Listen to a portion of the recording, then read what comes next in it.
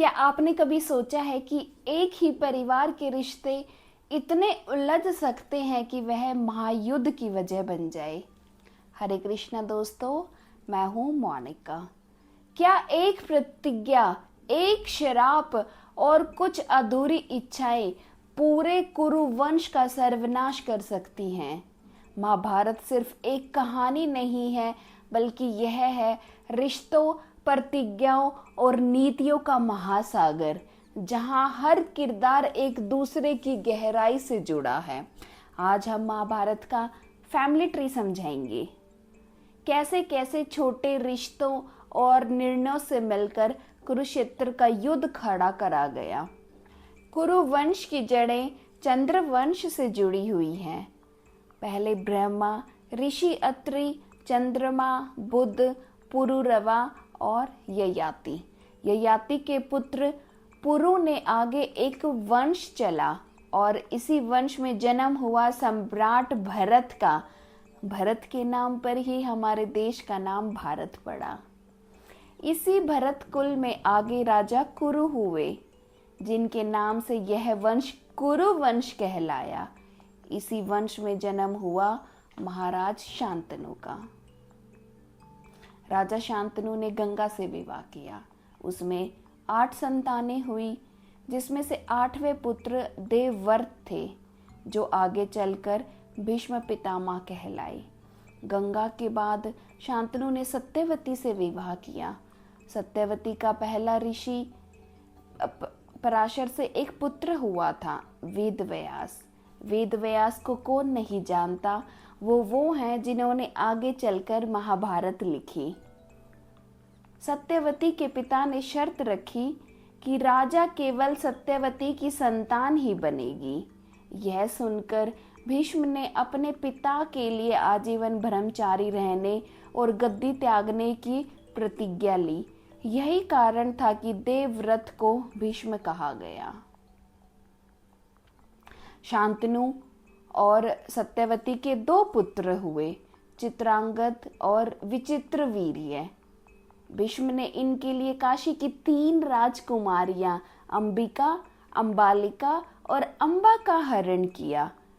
चित्रांगद और विचित्रवीर्य बिना संतान के ही मर गए। अंबा ने भीष्म को श्राप दिया कि अगले जन्म में वह उनके मृत्यु का कारण बनेगी। सत्यवती ने अपने पहले पुत्र वेदव्यास को बुलाया। उन्होंने नियोग पद्वती से 3 पुत्र उत्पन्न किए। अंबिका से हुए धृतराष्ट्र, जो जन्म से अंधे थे। अंबालिका से हुए पांडु और एक दासी से हुए विदुर। धृतराष्ट्र का विवाह गांधारी से हुआ। पांडु का विवाह कुंती और माद्री से। अब बात करते कौरव और पांडव की। गांधारी ने 100 पुत्रों को जन्म दिया, जिन्हें कौरव कहा जाता है। पांडु को श्राप मिला, इसलिए संतान नहीं हो सकती थी। लेकिन कुंती को एक वरदान था, किसी देवता से संतान पाने का। कुंती ने जन्म दिया युधिष्ठिर को दिया यमराज से, भीम को दिया वायुदेव से, अर्जुन को दिया इंद्र से, और विवाह से पहले ही कर्ण को जन्म दिया था सूर्य देव से। और माद्री ने जन्म दिया नकुल और सहदेव अश्विनी कुमारों से, यानी कुल मिलाकर 5 पांडव और गुप्त रूप से कर्ण। पांडवों ने द्रौपदी से विवाह किया। तो द्रौपदी से विवाह करने के बाद युधिष्ठिर से पैदा हुए प्रतिविंध्य, भीम से सुत सोम, अर्जुन से श्रुतकर्मा, नकुल से शातानिक और सहदेव से श्रुतसेन। अर्जुन ने श्री कृष्ण की बहन सुभद्रा से भी विवाह किया था, उनसे अभिमन्यु हुआ। भीम ने हिडिंबा से विवाह किया, उससे घटोत्कच हुआ। और युद्ध में सभी पुत्र मारे गए, केवल अभिमन्यु के पुत्र परीक्षित बचे। परीक्षित पांडवों के वंशज बने और उन्होंने हस्तिनापुर का राज संभाला।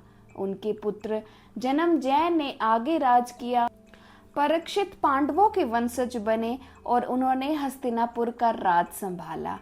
उनके पुत्र जन्मजय ने आगे राज किया और सर्पसत्र युद्ध किया।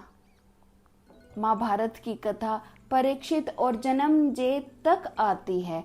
परीक्षित की मृत्यु के बाद कहा जाता है कि कलयुग की शुरुआत हो गई थी। इस प्रकार महाभारत का यह फैमिली ट्री सिर्फ एक वंशावली नहीं बल्कि प्रतिज्ञाओं, श्रापों और अधूरी इच्छाओं का संगम है। इन्हें रिश्तों की उलझन ने मिलकर इतिहास का सबसे बड़ा युद्ध रचा, कुरुक्षेत्र का महायुद्ध, जिसे महाभारत कहा जाता है। उम्मीद है कि यह कहानी आपको महाभारत के रिश्तों और इतिहास को समझने में मदद करेगी। हरे कृष्णा दोस्तों, मैं हूँ मोनिका। मिलते हैं अगली भक्ति कथा में।